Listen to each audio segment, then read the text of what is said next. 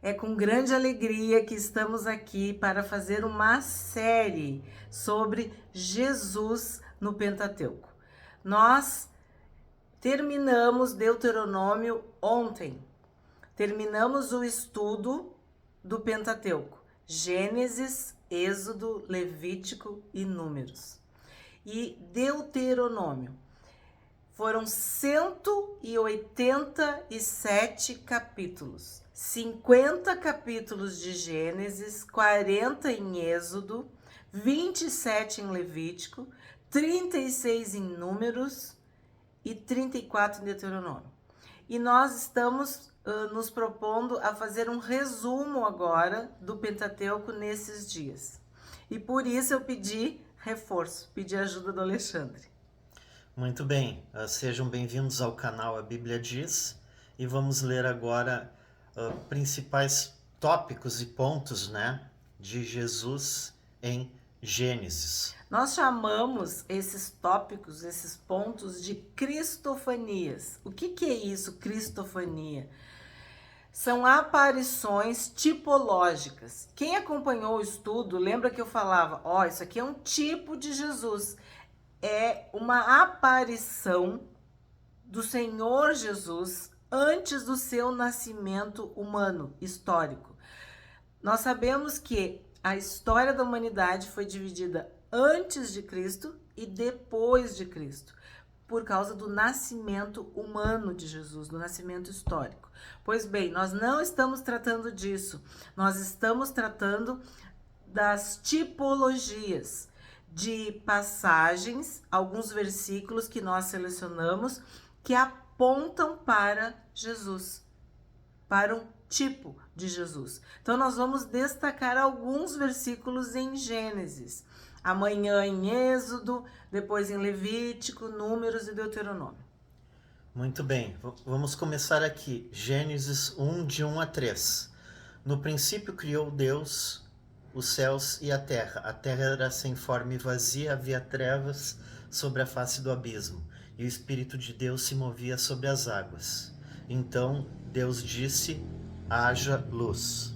Então, esse é o início do livro de Gênesis, escrito por Moisés. O que está sendo falado? Que Deus criou. Deus é o Criador. E que o Espírito de Deus se movia sobre a face das águas. E que Deus disse. Então, o que a gente interpreta?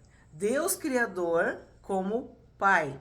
O Espírito que se movia, o Espírito Santo.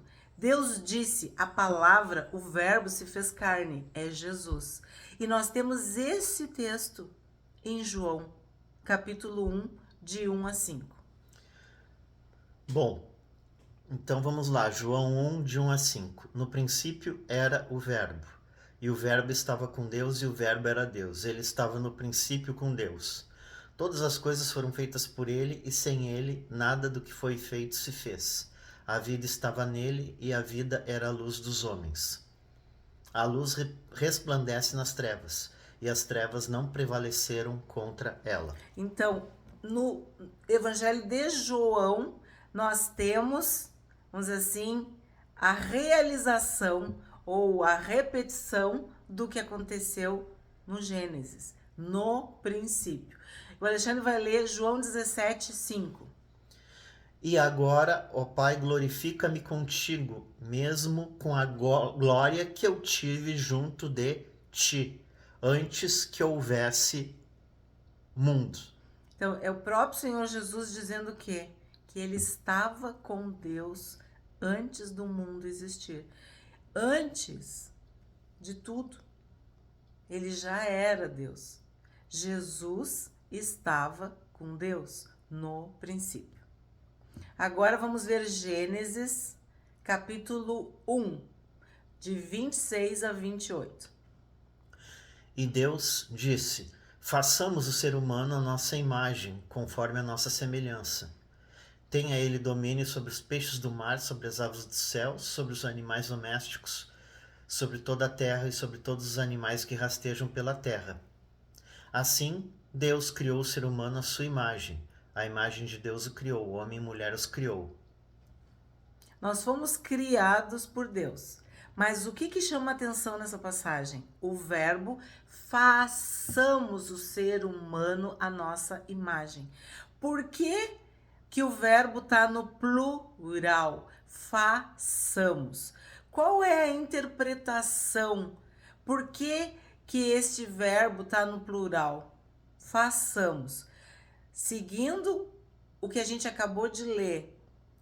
Deus Pai, Deus Filho e Deus Espírito Santo. Então, Deus criou, o Espírito se movia e Deus disse, Deus usou a palavra, que é Jesus, o verbo encarnado.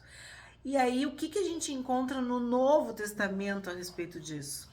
A Trindade. Que esta palavra Trindade tu não encontra na Bíblia, mas tu encontra a especificação, falar de um Deus uno, que ao mesmo tempo é trino, que é o Deus Pai, o Deus Filho e o Deus Espírito Santo. E nós vamos ler, o Alexandre vai ler Mateus capítulo 28, versículos de 18 a 20, que são palavras do próprio Senhor Jesus.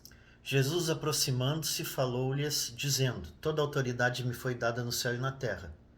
Portanto, vão e façam discípulos de todas as nações, batizando-os em nome do Pai, do Filho e do Espírito Santo, ensinando-os a guardar todas as coisas que tenho ordenado a vocês, e eis que estou com vocês todos os dias até o fim dos tempos. Então, o que a gente tem aqui? A gente tem o Deus Pai, o Deus Filho e o Deus Espírito Santo.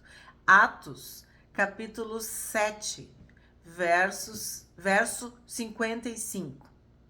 É mais um exemplo da Trindade, desse façamos. Vamos lá, então, em Atos, capítulo 7, verso 55. Mas Estevão, cheio do Espírito Santo, fitou os olhos no céu e viu a glória de Deus, e Jesus, que estava à direita de Deus. Então, tu tem Estevão, que foi o primeiro mártir, né, depois do próprio Senhor Jesus, cheio do Espírito Santo, vendo a glória de Deus e de Jesus. Então, tu tem Deus Pai, Deus Filho, Deus Espírito Santo. Agora, mais um texto, porque esse façamos, muitas vezes, passa batido, as pessoas não prestam atenção, mas que desde o Gênesis está presente. 1 Coríntios, capítulo 8, verso 6. Para nós, porém, há um só Deus, o Pai, de quem são todas as coisas e para quem existimos, e um só Senhor, Jesus Cristo, por meio de quem todas as coisas existem, e por meio de quem também nós existimos. Então, façamos quer dizer que nós fomos feitos por Deus, por Jesus e pelo Espírito Santo. Porque se nós vivemos, respiramos, é porque o Espírito Santo habita em nós. É porque o fôlego de vida foi colocado em nós. E nada foi feito sem Jesus. 2 Coríntios, capítulo 13, verso 13.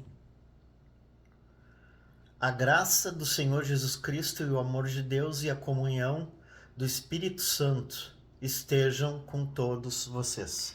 Isso que o Alexandre leu é conhecido como a bênção apostólica. E o que tu recebe nessa bênção? A graça do Senhor Jesus, o amor de Deus e a comunhão do Espírito Santo. Então, esse façamos corresponde à Trindade.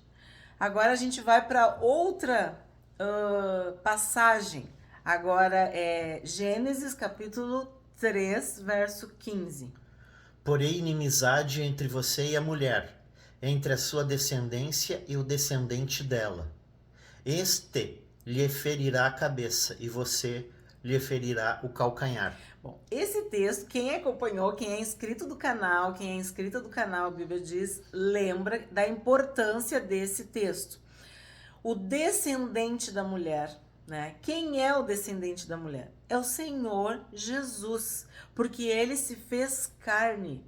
Ele nasceu da Virgem Maria, porque o único jeito, né, para que nós pudéssemos ser salvos era a encarnação do Senhor Jesus. Era ele morrer, vencer a morte, ressuscitar.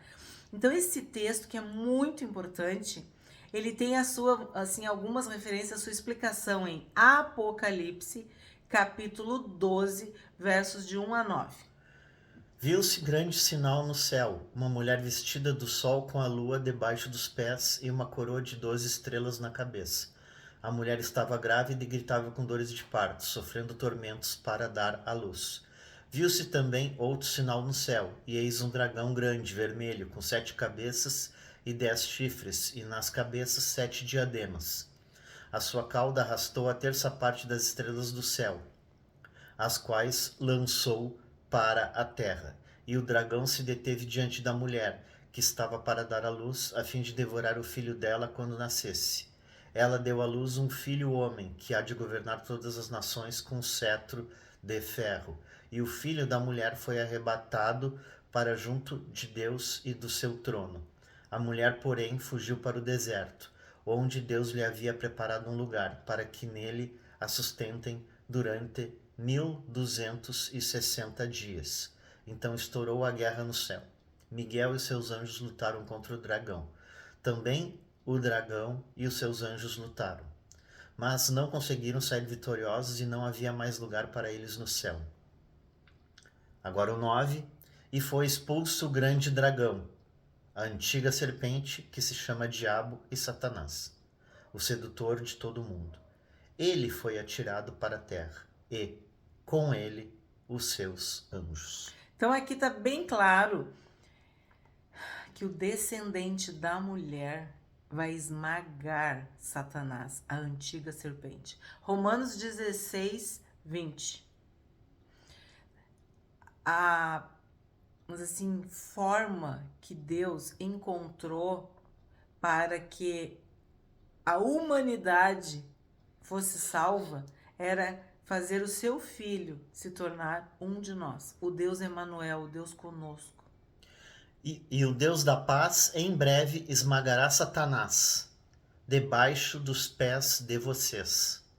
A graça de nosso Senhor Jesus esteja com vocês. Então, em Cristo, nós temos a vitória contra essa serpente, contra Satanás, o descendente da mulher. E se tu continuar lendo Apocalipse 12, tu vai ver que mesmo cada um de nós, todo dia, tem autoridade para vencer e resistir, para ir contra essa serpente, ir contra Satanás.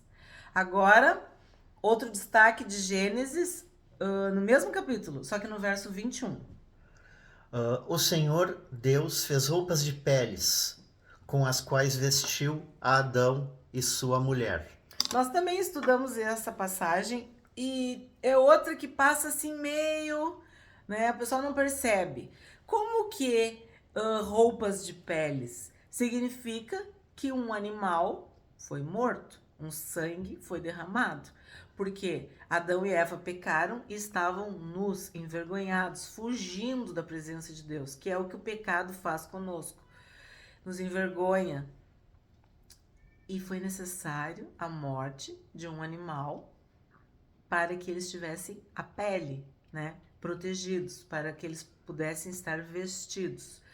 E que animal é esse? Apocalipse, capítulo 13, verso 8. E ela será adorada por todos os que habitam sobre a terra, aqueles que, desde a fundação do mundo, não tiveram seus nomes escritos no livro da vida do Cordeiro que foi morto. Então, o Cordeiro foi morto antes da fundação do mundo. Este versículo nós atribuímos a esse de Gênesis. Por quê? Porque a terra, a terra não foi, eles ainda estavam no Éden. Após essa situação é que eles foram para a terra. Eles estavam no jardim, na presença de Deus. E quando eles pecaram, eles foram expulsos do jardim. Então o Cordeiro foi morto antes da fundação do mundo. O sangue de Jesus foi derramado para cobrir Adão e Eva, assim como cada um de nós que se converte, que se arrepende, que tem seus pecados perdoados. O Cordeiro de Deus que foi morto antes da fundação do mundo. Agora, capítulo 14, verso 18. E Melquisedeque, rei de Salém, trouxe pão e vinho. Ele era sacerdote do Deus Altíssimo. Também estudamos em Gênesis Melquisedeque. Quem é Melquisedeque? Ele não tem genealogia, não tem início e nem fim. Então ele é um tipo do Senhor Jesus, porque diz que ele é rei de Salém, quer dizer, ele é o príncipe da paz. Então essas são assim digitais, códigos que identificam o Senhor Jesus com Melquisedeque, o sacerdócio de Melquisedeque. O Alexandre vai ler em Hebreus a explicação assim completa sobre Melquisedeque, o sacerdote do Deus Altíssimo. Porque este Melquisedeque, rei de Salém, sacerdote do Deus Altíssimo, foi ao encontro de Abraão, quando este voltava da matança dos reis, e o abençoou. Foi para ele que Abraão separou o dízimo de tudo. Primeiramente, o nome dele significa Rei da Justiça, depois também é Rei de Salém, ou seja, Rei da Paz. Sem pai, sem mãe, sem genealogia. Ele não teve princípio de dias nem fim de existência, mas feito semelhante ao Filho de Deus, permanece sacerdote para sempre. Até o 10, por favor. Vejam como era grande esse a quem Abraão, o patriarca, deu o dízimo tirado dos melhores despojos. Ora, os que dentre os filhos de Levi recebem o sacerdócio têm ordem, de acordo com a lei, de recolher os dízimos do povo, ou seja, dos seus irmãos, embora estes sejam descendentes de Abraão.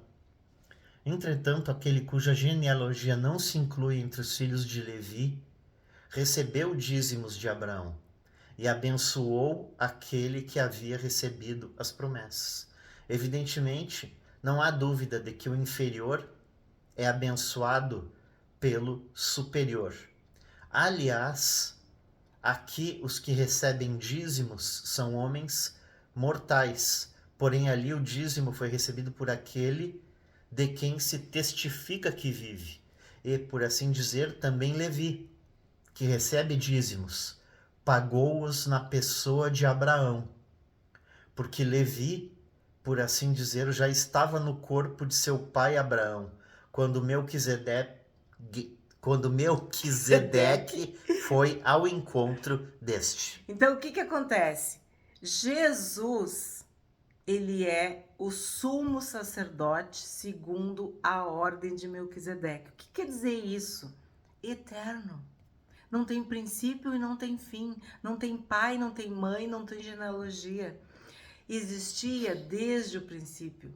E tudo que existe, tudo é para a honra e para a glória dele. Por isso Abraão, entendendo, pagou o dízimo para Melquisedeque. Outro destaque. Gênesis capítulo 22, versos 7, 8, 17 e 18. Isaque rompeu o silêncio e disse a Abraão, seu pai: Meu pai. Abraão respondeu: Eis-me aqui, meu filho. Isaque perguntou: Eis aqui o fogo e a lenha, mas onde está o cordeiro para o holocausto? Abraão respondeu: Deus proverá para si o cordeiro para o holocausto, meu filho.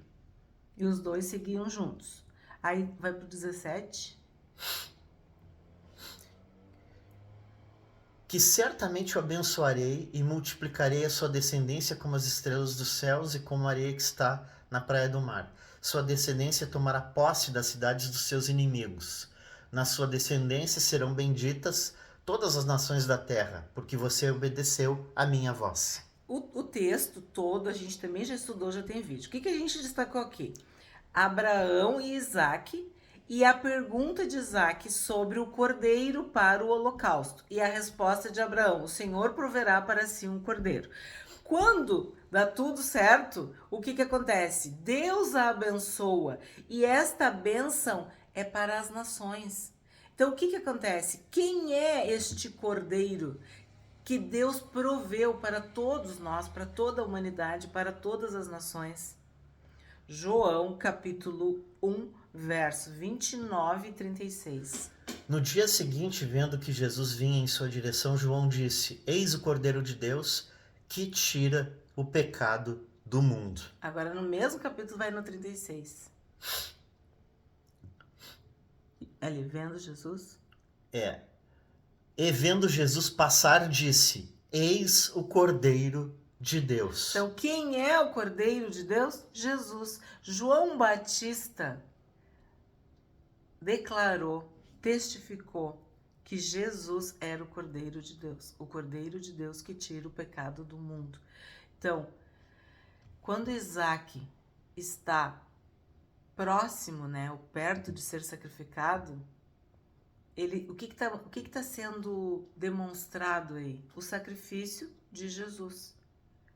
É uma simbologia, é uma tipologia do sacrifício de Jesus. E agora, Apocalipse 5, 12. Proclamando com voz forte: digno é o Cordeiro que for morto de receber o poder, a riqueza, a sabedoria, a força, a honra, a glória e o louvor. Então, no Apocalipse também é falado quem é o Cordeiro? Jesus, 7:10. Jesus é o Cordeiro que foi sacrificado, que foi morto, e com seu sangue a gente foi curado, perdoado, salvo. Agora 7:10, então. E clamavam com voz forte, dizendo: ao nosso Deus que está sentado no trono e ao Cordeiro pertence a salvação. Então, o Cordeiro de Deus pertence à salvação. Ao Cordeiro de Deus pertence a salvação. Nós somos salvos por causa do sangue deste Cordeiro. E agora, para encerrar esses destaques que nós fizemos em Gênesis, a bênção de Jacó sobre Judá. Gênesis 49, verso 9. Judá é um leãozinho. Da presa você subiu, meu filho. Ele se agacha e se deita como leão, e como leoa. Quem o despertará? Judá era um dos filhos de Jacó. E a gente viu, vamos assim, a conversão, o transformar de Deus em Judá. E nesse momento ele está recebendo uma bênção. E quando Jacó abençoa Judá, seu filho, a tribo de Judá, ele fala que ele é um leão, um leãozinho. E nós sabemos que o rei Davi descende da tribo de Judá e que o Senhor Jesus vem da tribo de Judá. E o Apocalipse, capítulo 5, verso 5, fala quem é o leão da tribo de Judá. Sim. Só que como rei de Salém, ele não tinha descendência. Mas como Jesus, ele teria uma descendência por causa do por pai causa dele, de José. da linhagem Isso. judaica, né? E porque a promessa de Deus era que nunca iria se apagar a lâmpada de Davi, que sempre haveria um descendente, né? E nós sabemos que Jesus é filho de Davi, né? Então, Apocalipse 5:5. Então um dos anciãos me disse: não chore, eis que o leão da tribo de Judá, a raiz de Davi, venceu para quebrar os 7 selos e abrir o livro. Então, essa profecia, essa bênção, essa promessa que Jacó, né, que Israel profere para Judá, se cumpriu, se realizou no Senhor Jesus. Então, esses foram os nossos destaques em Gênesis, que apontam para o Senhor Jesus. É isso. Comentem se dúvidas houver, né? Também curtam, dá o teu like, né? Para auxiliar o canal, né? Ou seja, para que o canal cresça, né? O canal, a Bíblia diz, né? Que a Cândida tem feito o possível para pregar a palavra de Deus, né? Para que mais pessoas entendam, né? Às vezes as pessoas gostam de alguém de uma forma que a pessoa fala, né? E a Cândida tem um determinado conhecimento que também é dado por Deus, né? Sim, nós assim cremos, claro, né? Que sim, o que tu acha? Claro que sim. Nós agradecemos, então, que vocês assistiram o vídeo de Jesus em Gênesis e convidamos que amanhã vocês assistam conosco, participem dessa série Jesus em Êxodo. Um abraço, tchau! Tchau!